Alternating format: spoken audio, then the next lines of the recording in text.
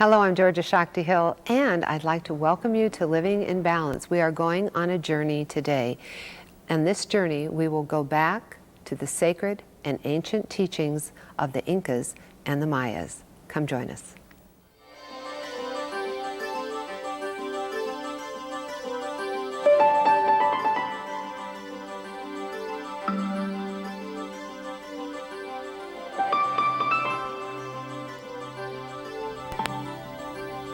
Aluna Joy is an expert in the field of ancient teachings of the Incas and the Mayans, and I am so pleased to have her with us today. How did you become an expert? The teachings of the ancient sacred teachings. I don't know if anybody is an expert, but I've had quite a few experiences there, and I've spent quite a bit of time in those lands with the people of those traditions. And that is the gift that you're sharing. And we're going to start with Machu Picchu because so many people have heard about it. And I really just kind of wanted to know, as far as the feeling, the resonance, it is one of the sacred sites on the planet. Some people say that people are being awakened there as they go on these journeys. And tell us a little bit about Machu Picchu. Well, not only is it one of the most beautiful sites, it has probably the most sweetest energy of any sacred site I've ever been to. It's surrounded by 3 sacred mountains. One's called Apu Machu Picchu, which isn't a surprise. Another one is Apu Huayna Picchu, and that's the one most people are familiar with the photographs of Machu Picchu. And the third is Apu Putukisi, and that's my favorite. The 3 surround the site, and inside it makes a triangle of energy. And when you sit inside the site, it holds a frequency that helps a person access parts of themselves that they wouldn't normally if like they were on the streets of LA or... So the energy is what is the powerful draw. But you're calling it a sacred site. What makes it sacred? Sacred site. A sacred site is a place where people for generations have done sacred ceremony, have worked on spiritual awakening. So when you do something on a piece of earth, the energy of that experience absorbs into the land, and then it builds and builds and builds. Okay. Machu Picchu has been used for 3 ages: Lemuria, Atlantis, and this age. And you can see that very clearly in the stonework there. Well, we talk about the Inca sacred teachings, and this was a site that the Incas also blessed and made sacred. Okay. The teachings that you shared, and I looked at your website and I just loved it because there was so much really good information, also your newsletter that comes out on a regular basis, because that's how I first met you, was by email. Oh, okay. And so I really was anxious to meet, who is this woman who travels so much and has so many incredible adventures? But in the Inca sacred teachings, we start first, and this sounds a little bit like Western philosophy too, know thyself, or know the self and overcome negative egos. That is a major teaching of the Incas. That is not unlike what we do ourselves in Western philosophy. No. It's called the Inca 3 steps. There's 3 steps to mastering the self or becoming a master.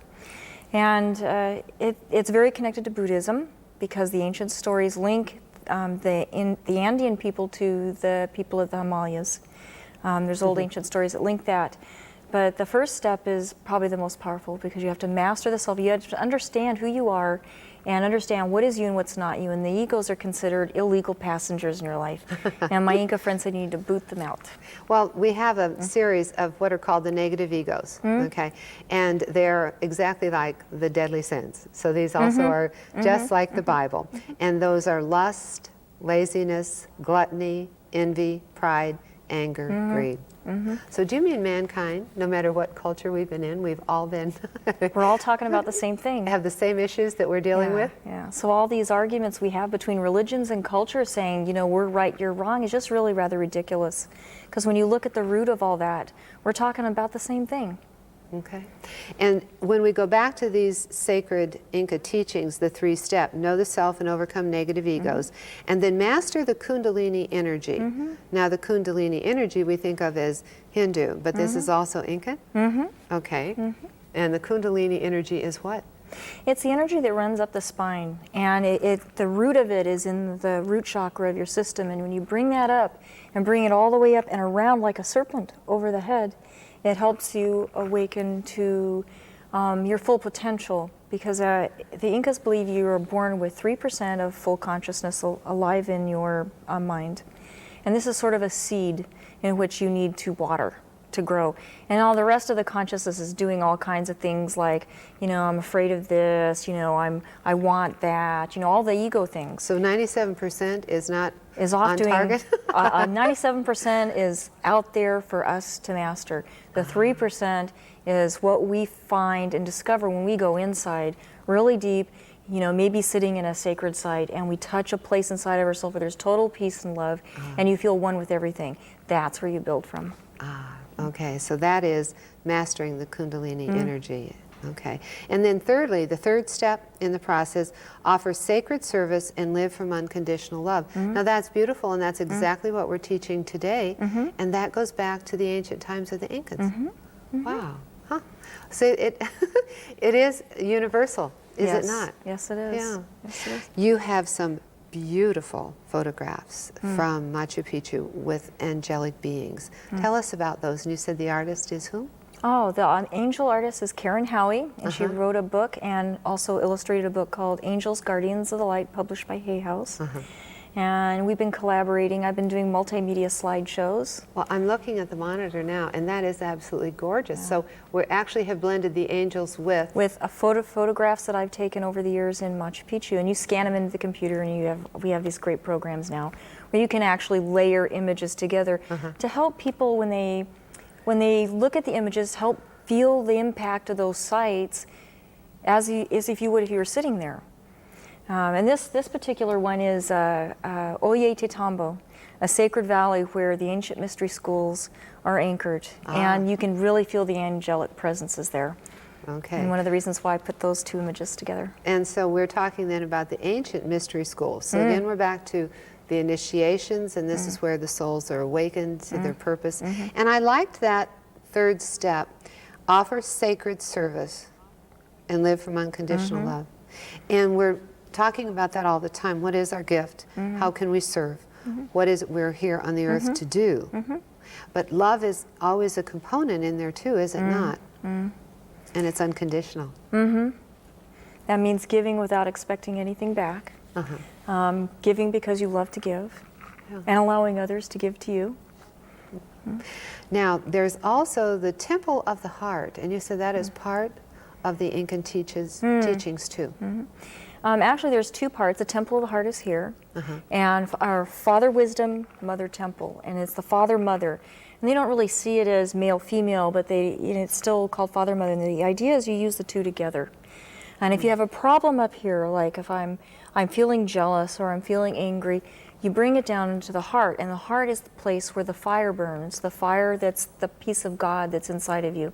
And you give it back to God. You know how we say, let go and let God? Well, this is the Incas' way. They take it down from the mind, put it in the heart, and then let the fire there burn it up in what they call a violet sulfur fire of love from the mother. So the process then, if you are upset and you're into anger, then you literally think of that as moving, and you literally bring it down to this point so that you can sort of envision it there, and then the heart will take care of the firing part. Takes very simple. So it is cleansing then that happens. I like that. Okay. Now the stone that we have, tell me about that. Is this Incan? Yes. Okay. Well, it came from the Inca lands, but no one really knows, at least on an archaeological level, where they came from. This is a stone of Ica, and it's from a town called Ica. It's south of Lima, Peru. And a man named Dr. Cabrera in the 50s started discovering these carved stones in the desert.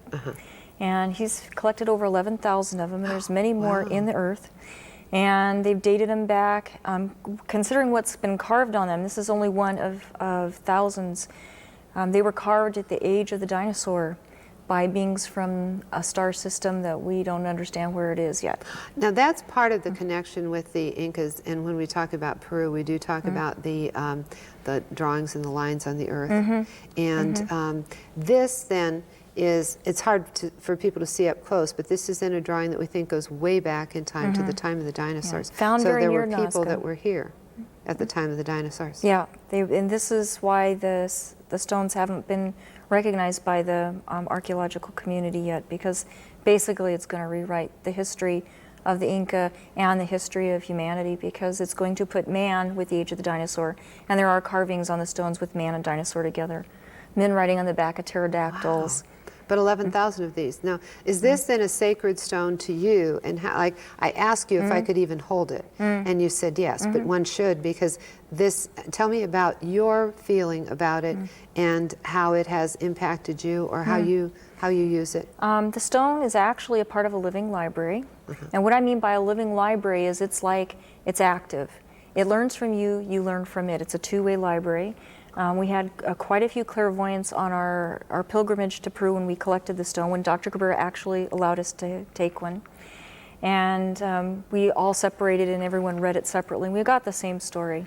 It's a library. It activates things in you that are already there. So I guess it's not a library. You're the library, and it tells you where the index card file is, So and you can access that. That's the key to the library. But at the same time, the stones have been in the earth for 65 million years, and the star elders have been watching the earth for a very long time, longer than we can conceive of. So therefore, when you hold the stone, the star elders are updating the libraries. They know where earth is, they know where humanity is now. But we're going to take a break because we need to talk about the star elders and also the Mayans. So if you will stay tuned, we will be back with more from Aluna Joy.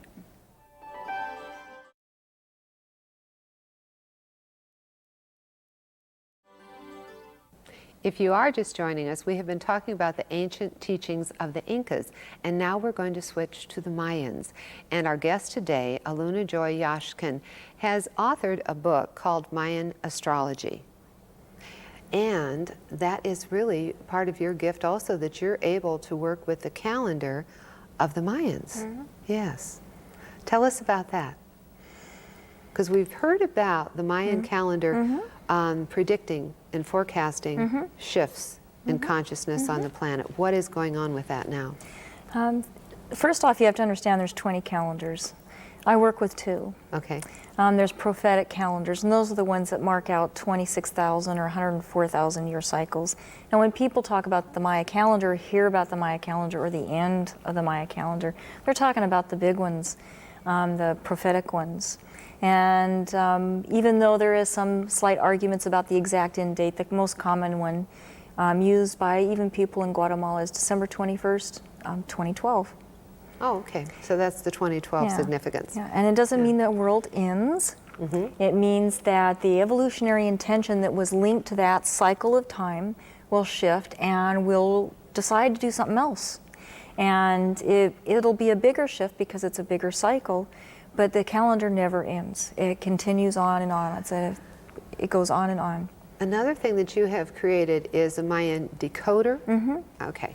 Now, is that for the layperson who knows nothing about the Mayan calendar? I mean, would this help in an understanding of it, or tell us what that tool, how that tool is used? The Mayan time decoder basically takes your Gregorian birth date and shifts it into a Mayan calendar date. And it's 3 easy steps. It's simple as adding up a couple of numbers and counting on a chart, and you can come up with your Mayan birthday. And then the book Mayan Astrology will help you do a whole reading on what that day means for you. Maybe your gifts, your challenges, what your preferences are. It kind of helps clarify your destiny, and also goes back to that first step of the Inca tradition saying, know the self. Now, what did you find was Aluna Joy's purpose or gifts that you were supposed to be sharing when you did your own? Oh, well, see, now I'm working with 2 calendars. And in one calendar, I'm 7 Kawak, and the other, I'm 10 Kaban. And 10 Kaban to the Maya people is a really big deal because it's a year bearer. So when I went down to the Maya lands in Guatemala and up in the highlands of Momostenango, they did my date real quick, and they found out I was 10 Kaban, and they really liked that. So they felt okay about sharing more information. The 7 Kawak is about bridging heaven and earth, and also transformation. And basically that's what my work does. I've pulled on a lot of different sources and a lot of different ideas and schools of thought and kind of synthesized it into a book to help people very easily, actually, to access so at least the doorway to their destiny. And one of the places that you go, a sacred site, again, of the Mayans, that you said is really your favorite, is Palenque. Yeah. And we have a beautiful temple from Palenque. Yes. And You said that is so special. And as you travel there, tell me about that. And again, how is it like, and how is it different from the Incan sacred sites? Every site's different. Every Maya site, every Inca site, each one teaches something different. And Palenque? Palenque's heaven on earth. Is it? It's my favorite place. There's a book written called He Walked the Americas, and it's the stories of Christ Yes. walking through the Americas. Palenque was one of the places Christ walked. The site was never discovered by the Spanish, so the energy has not been destroyed. And that Christ presence, that really pure, sweet, gentle energy is still there. It's also a place where the universal Merkaba is connected. Yes. Now, you have mentioned in your writings about the Earth Merkaba. Now, what is that? It's a place, it's an energy grid. An energy grid is a place where certain lines of energy come together at a point. And at that point, even a person that doesn't consider themselves sensitive when walking across it would actually feel either a sense of peace or a sense of bliss or exhilaration. Palenque's a place where the knowledge of the earth comes up to a certain point, and there's a hall of records there. I call it the hall of records. I don't know if anybody else does, but it's actually activated on December 21st every year when the sun... Solstice. Yeah, winter solstice, when the sun shines through 2 windows in a 3-story tower, and it shines down 2 beams of light into a place we call the hall of records. And if you sit there and allow yourself to open up, you can access the knowledge that is in your body, because every person has a library. And that's the Akashic records. Okay, and so each person, when they go there, has the ability then to look within their own, like, soul's history? Is that Their souls, the earth, the humanities. So all the records? Okay. So that is really then one of the benefits of traveling to a sacred site, is each has their own energy, and then each also can bring something from within. Okay. Now, as we look at this, you have mentioned before the star elders, okay, and their teachings. So who are the star elders? Well, if you talk to the elders in Guatemala, they call them the Invisible Council, and they'll actually go in and have meetings with these guys. The star elders are a group of beings who most likely carved the Inca stone, who have been coming back and forth to the earth many, many times, in times past that we can't even conceive of. They're so far along, so far back, and continue to have influence on this earth. They probably anchored Egypt and Tibet and the Mayas and the Incas. So the drawings that people are familiar with, where we have in the ancient drawings of the astronaut, this is when the star elders connected to the earth. Are you familiar with those? Oh, the astronaut in Nazca lines. Yeah. Yeah. We're guessing that that's probably what that is. And the purpose of the star elders returning now and going back and forth, the invisible ones, and talking with the Mayans, what information are they sharing? What they teach is the science of ascension, or the science of love, the science of peace. When you connect with them, the sense of love is just overwhelming, and the sweetest energy.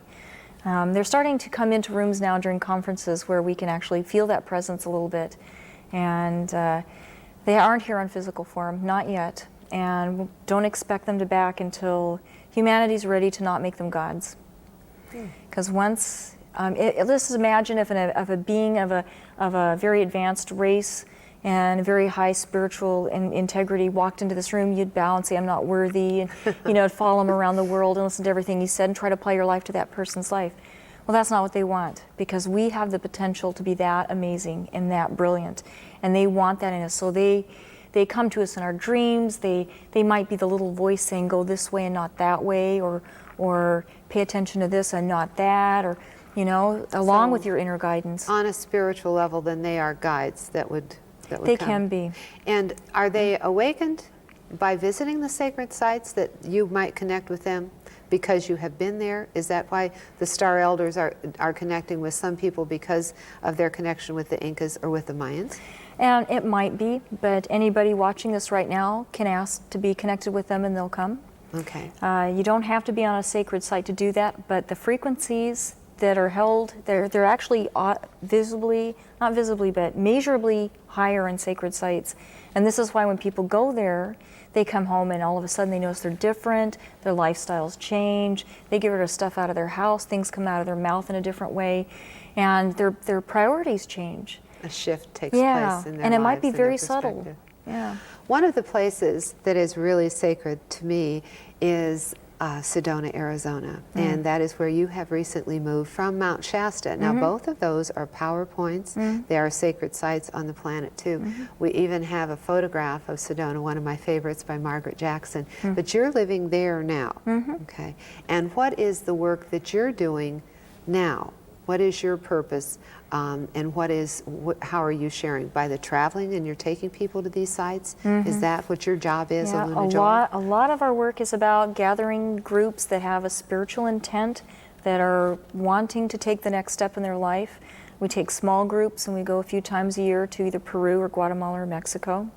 I also write for several magazines and offer free newsletters off of email, and I'm working on 2 other books that are in the works. The last thing is, in just a minute or so, as this new millennium is upon us, what would the ancient teachings tell us now? Oh, definitely to be in love and not in fear. They're very, very concerned about the fear that's building on the planet because of the millennium. And they continually tell me over and over that fear is the first thing that will disconnect you from your intuition and from your spirit. And the first thing to get it back will be going into love. Enter the new millennium with a joyous heart, because we're actually creating what's coming. And we are then responsible for bringing the joy and the love to the planet, Yeah. rather than the fear. And again, those teachings are just like the Course in Miracles, or they are like the Bible. They are really cross-cultural again. Yes. Well, I thank you for the way that you're sharing, and that you're creating opportunities for people to connect back to the Incans and to the Mayans. And so blessings to you. And if you would like to be in touch with Aluna Joy and also with us, just stay tuned and we'll let you know how.